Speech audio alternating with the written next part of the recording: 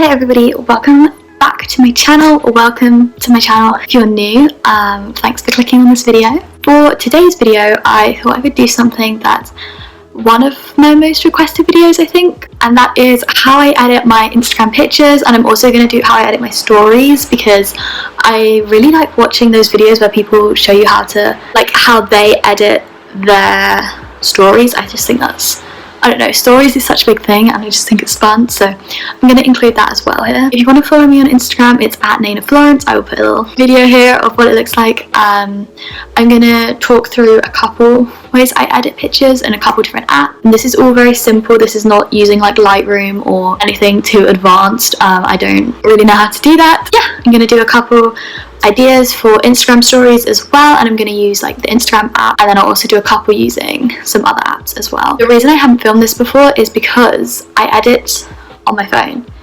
but I also film on my phone, so my phone is there. So I'm going to try and do this entire process from memory, and then I'll put in me doing it on my phone right here, but I'm going to try to remember the whole thing. I can't just like do it as a, well, in a perfect world I'd be able to edit the picture as I talk about it, but I'm going to attempt to remember the entire process, so bear with me here. I'm going to move over here, hopefully it fits right here. The first app I'm going to talk about is my favorite app, and it is the Tezza app. So Tezza is an Instagram person, creator. She has like so many different platforms, but I feel like Instagram is where I found her, and she's just one of my favorite Instagrammers. I would definitely recommend following her. She's literally, I feel like she's the best out there in my opinion, but I mean whatever. Yeah, so she has this app. You can get the free version, which includes only like a couple filters, or you can get the paid version. I think it's like £1.49 a month. I'm going to talk about free apps as well in this video, so I think you can get a month for free. So if you want to like try it out, I'd recommend doing that if you want to like get like a big load and then edit them all at once. So when you come into the app, this is what it looks like. I'm going to show you what a lot of different filters look like on the pictures. So my favorite ones are Fresh, Vintage, Yum, Indo, Blush. Those are probably like my most used ones. It really depends on the picture and the lighting in the picture. I feel like it doesn't work all the time. Like, it's not like I put like one filter on all my pictures and it always works. I feel like it really depends on the picture and the lighting and, you know, like what you're wearing and all of that sort of thing. Step is to pick the filter. I would say just pick whatever filter you think looks best on the picture that you're looking at, rather than trying to like always do the same filter, because honestly I feel like having a cohesive feed, I don't know, I don't really do that. It used to be more of a thing. Now I just try and make each individual picture look the best they possibly can. So once I have picked the filter, you can go onto the tools section to like edit each individual category. So for exposure and brightness, I will usually try and brighten the picture up, just because I like a brighter feed. You can see the picture a bit better, but I kind of turn the exposure down a little just because I don't want it to be too like, I don't like the style of pictures where it's like oversaturated, over brightened up. Like, I like a little bit. I usually leave contrast alone, and then the next thing I'll probably do is temperature. So I normally like warm tones as opposed to cool tones, but I kind of have in my head like a vision for what I'm going for, and then I will turn the temperature up or down depending on whether I think that picture is too cool or too warm. Cool would be like more blue tones, greens, and then warm tones would be like orange, red, like, yes. So I will just change that until I feel like it looks about right. And then I'll also add a little bit of grain, which is basically like, it adds kind of like blurry dots onto the picture. It doesn't sound good when I say it like that, but I think it adds so much to the picture. It gives it kind of like a film look, which I really like, and I think just a little bit of it makes your pictures, I don't know, just look a bit more cool and like in the moment, rather than like, I don't know, anything else. Also, I didn't say this already, but I take pictures on my phone. So then the last thing that I will do on the Tezza app is my favorite thing, the best thing about the app in my opinion. I'm pretty sure you still get this with the free version, although I'm not 100% sure. So you can go on to, I don't actually know what it's called, but it has all of the colors along the top, and then you can change the hue, the saturation, and the luminance of the colors. So I think this is great. For example, a tree with like orange leaves, and I want to make the leaves look more orange or more how they appeared in real life, but you don't want to oversaturate the picture. For example, if you have yourself in it and then like the tree in the background, and you saturate it up, you're gonna look orange, or for me anyway, because I have like warm skin tone. If I saturate it too much, I will look literally orange. So this is great because you can kind of pick out the different colors and saturate them accordingly. So I will pick normally a color from the picture that I think I want to like pop out a bit and saturate it a little. It means different things for different colors, but for example for orange you can turn the hue down and it will make it more pink toned, and then you can turn it up which will make it more yellow toned. And this is such a good tool for when your iPhone doesn't necessarily capture the image exactly as it looks, because I feel like that happens a lot for me anyway. So like you'll take a picture, you'll be like, oh my god, that tree looks so pretty, you take a picture and then you look on your phone, it's like that's just not what it looks like. So I feel like this tool is great for that. Yeah, so I normally try and make one color pop in a picture just because I think it's fun that way to have like a central color. I don't know. That's basically it for how I would edit on the Tezza app. Sometimes I will sharpen the picture a bit, so just add like 1, 2 on the sharpening tool, which just kind of makes all the lines a bit more sharp. Sometimes I think this looks a bit unnatural. It depends on the image, but in general I would do that like occasionally. But yeah, of the picture that we have edited in the Tezza app or in Afters, I think the Tezza app is great for like having intense changes to your picture.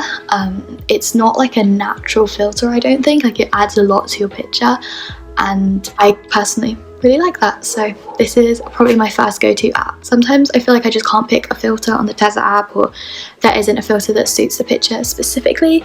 And then my next point of call would be visco. So visco or visco, the filters that I use are also for free. I think you have to download them. Like if you go onto the store, search for them, you can download them for free. Yeah, so if you open visco, this is what it looks like, and then I'll import the picture. Another good thing about the visco app and the Tezza app is you can import like 20 photos and then edit one and then copy and paste the edits onto all the other pictures, which saves so much time. It's really great if you've taken like 10 pictures all in the same position, because it kind of means all the editing will typically be the same for all of them. So yes, I'll import the picture into visco, and then my favorite filters on visco are C1, C6 and C7. They are in the vibrant section, add quite a lot of color to your picture. So C1 I think focuses more on like green tones, C6 is pink tones, and C7 is orange tones. Just in my opinion, that's kind of what they look like.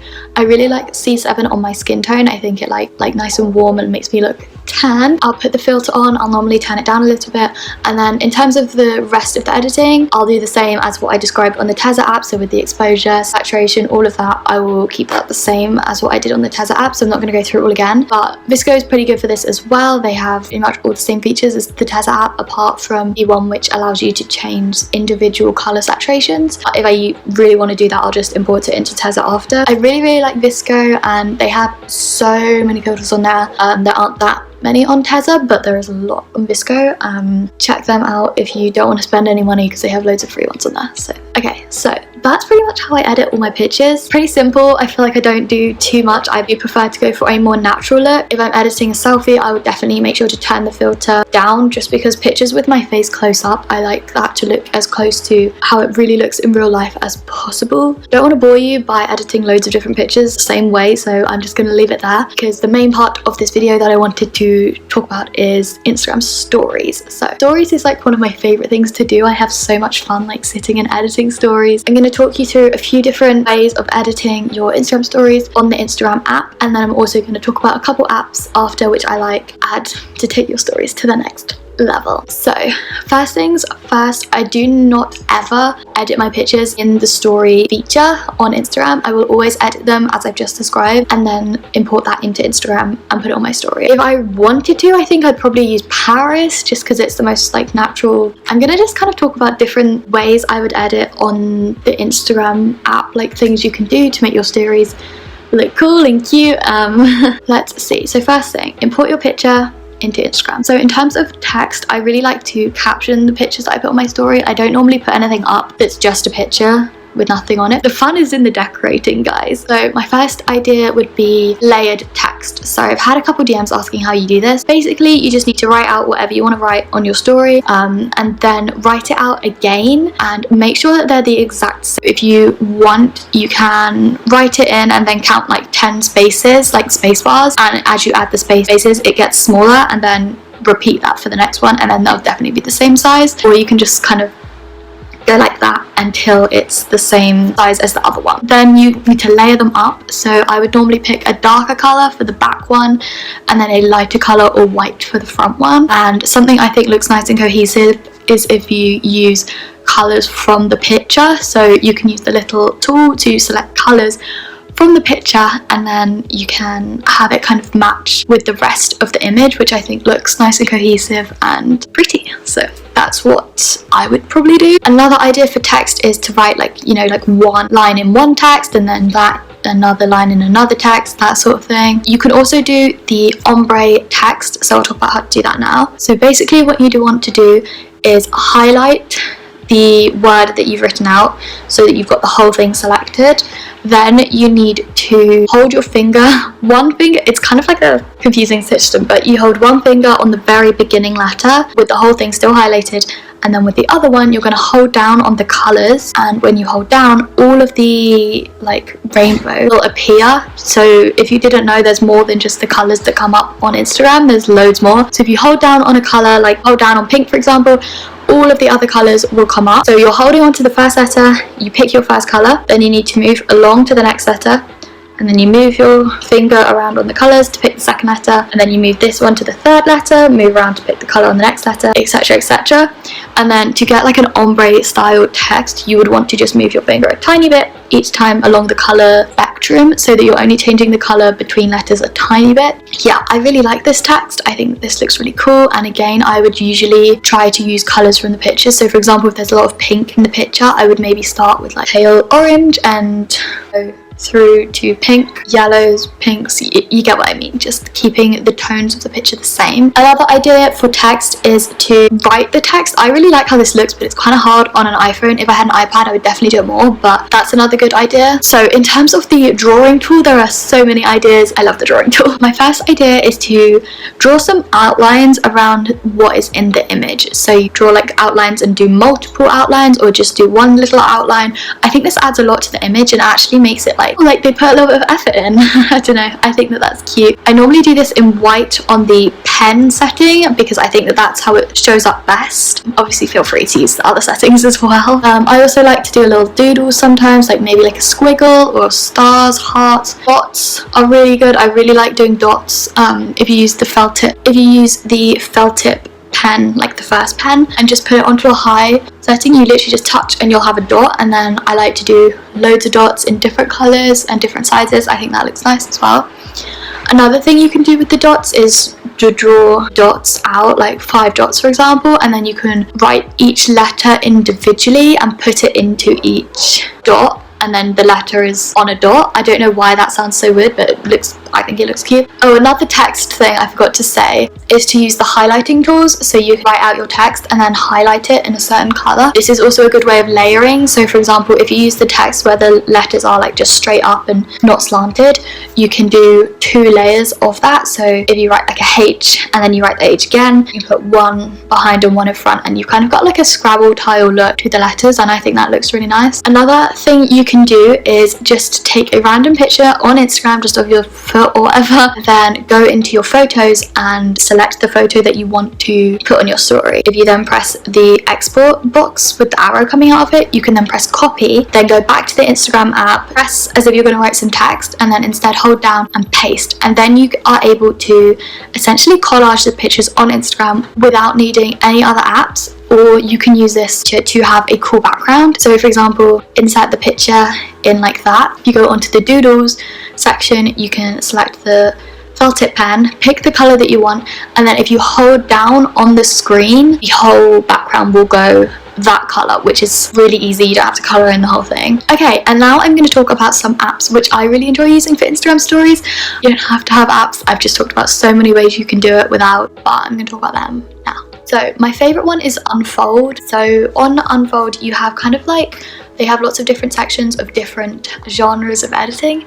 My favorite one is called, I think it's FW1 or FW1 or something like that. And they basically have kind of like vintage film borders for your pictures, and they also have little Polaroid pictures on there. I think it costs £2 to unlock this feature, but once you have bought it, you have it forever. Obviously it's up to you if you want to buy it, but £2 for me feel it's not that much, considering I literally use it all the time and I really enjoy using it. So, and then the last one that I talk about is, I cannot remember the name of the app. I just downloaded it. I haven't used it for a while, but I really like this app. I think it's just a good app, to be honest. I really like it. So it has a feature, I will show right here how to do it. I don't know the name of the feature, but it basically looks kind of like, if you imagine painting on glass and then holding the glass in front of your picture, it has that. I don't know why that sounds so weird, but it's so pretty. I really like it. And you can just write some words, do some squiggles,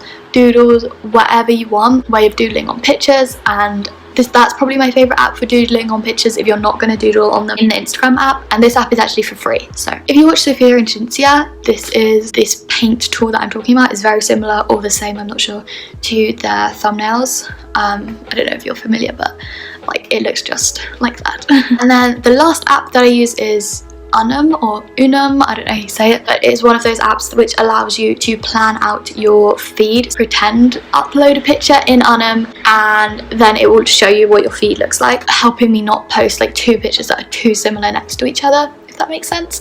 So just helps you vision the whole thing if you want to do a theme, or yeah. Okay guys, so that is the end of this video. I really hope that you enjoyed it. I'm sorry if the lighting wasn't the best. It's just because it's getting dark quite early these days, and today this is when I got home from uni, so I had to film the video now. Yeah, I really hope you enjoyed the video. If you use any of these ideas on your Instagram stories, send them to me, because I would literally love to see. Follow me on Instagram if you want to. Don't want to, that's fine too. And yeah, I love you all so much. We are so close to 50,000 subscribers and I don't know what to do. Guys, I honestly could cry about it.